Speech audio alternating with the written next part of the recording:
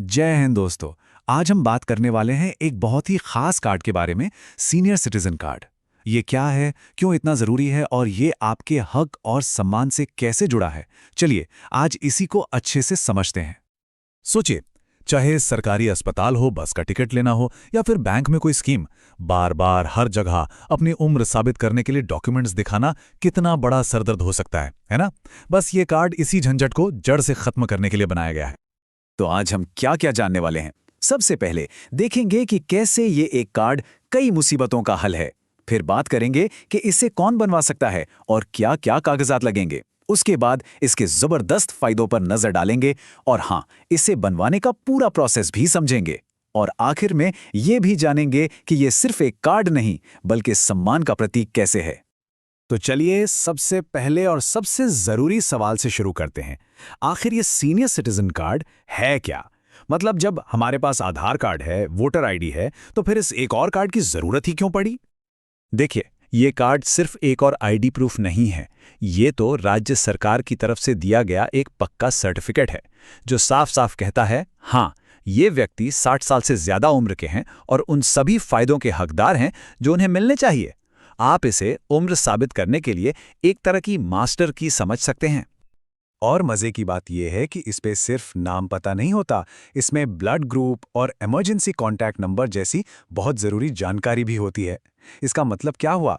मतलब ये कि ये कार्ड सिर्फ आपकी सहूलियत के लिए नहीं है, बल्कि किसी इमरजेंसी की हालत में आपकी सुरक्षा के लिए भी इसे डिजाइन किया गया है। ठीक है, तो अब आते हैं उस सवाल पर जो शायद सबके दिमाग में चल रहा होगा कि भाई इसे बनवा कौन सकता है? क्या इसके लिए बहुत सारे नियम कानून हैं? और यहीं पर सबसे अच्छी बात है, प्रोसेस को जानबूझकर एकदम सिंपल रखा गया है। बस 2 छोटी सी शर्तें हैं जो पूरी करनी होती हैं। कोई इनकम लिमिट नहीं, कोई और मुश्किल शर्त नहीं, मकसद साफ है, इसे ज्यादा से ज्यादा लोगों तक पहुंचाना। लेकिन हम सब जानते हैं कि सरकारी कामों में असली कहानी तो डॉक्यूमेंट्स की ही होती है। अब देखिए, पहचान और पते के लिए तो वही आम डॉक्यूमेंट्स चल जाएंगे, लेकिन असली पेंच है उम्र के सबूत में। एक मिनट रुकिए, ये क्या? जी हां, आपने बिल्कुल सही सुना। और यही वो सबसे बड़ी बात है जो ज्यादातर लोगों को पता नहीं होती और वो हैरान रह जाते हैं। आधार कार्ड को उम्र के सबूत के तौर पर नहीं माना जाएगा। अब सवाल उठता है कि ऐसा क्यों? ऐसा इसलिए है क्योंकि माननीय सुप्रीम कोर्ट ने अपने एक बहुत ही अहम फैसले में ये साफ कर दिया था। आधार कार्ड को आपकी पहचान साबित करने के लिए बनाया गया है, आपकी जन्म तिथि साबित करने के लिए नहीं। बस इसीलिए इस एप्लीकेशन में इसे उम्र के सबूत की तरह इस्तेमाल नहीं किया जा सकता। तो फिर क्या चलेगा? उम्र के प्रूफ के लिए आप इनमें से कोई भी एक डॉक्यूमेंट दे सकते हैं। और मान लीजिए अगर किसी के पास इनमें से कुछ भी नहीं है, तो घबराने की कोई बात नहीं। वो किसी भी सरकारी अस्पताल से अपनी उम्र का एक सर्टिफिकेट बनवा सकते हैं। ये भी पूरी तरह से मान्य है। चलिए अब बात करते हैं उस चीज की जिसके लिए सारी मेहनत है। मान लीजिए आपने सारे डॉक्यूमेंट्स जमा करके कार्ड बनवा लिया, तो अब सवाल यह है कि इस कार्ड से फायदा क्या क्या मिलेगा? तो सबसे पहला और सीधा सीधा फायदा मिलता है बैंक और पोस्ट ऑफिस में। सीनियर सिटीजन्स को फिक्स डिपॉजिट यानी एफडीज और रिकरिंग डिपॉजिट यानी आरडीज पर आम लोगों के मुकाबले आधा से लेके 1% तक ज्यादा ब्याज मिलता है और ये उनकी कमाई में एक अच्छी खासी बढ़ोतरी है। सिर्फ इतना ही नहीं, इनकम टैक्स में भी ज्यादा छूट मिलती है, सरकारी बसों के किराए में रियायत मिलती है और तो और कुछ एयरलाइंस की टिकटों पर भी डिस्काउंट मिल जाता है। बीएसएनएल या एमटीएनएल का कनेक्शन चाहिए, वो भी प्रायोरिटी पर और कम फीस में लग जाएगा। और अब बात करते हैं उस चीज की जो इस उम्र में सबसे ज्यादा मायने रखती है, सेहत।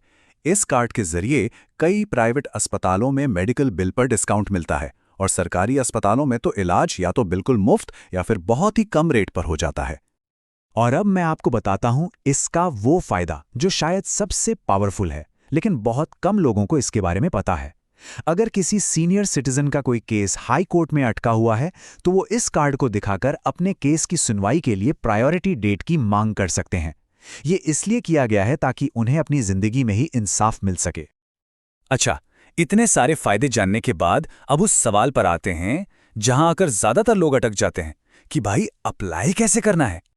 यहां एक बात समझनी बहुत जरूरी है, भारत सरकार ने इसके लिए अभी तक कोई एक सिंगल नेशनल पोर्टल नहीं बनाया है।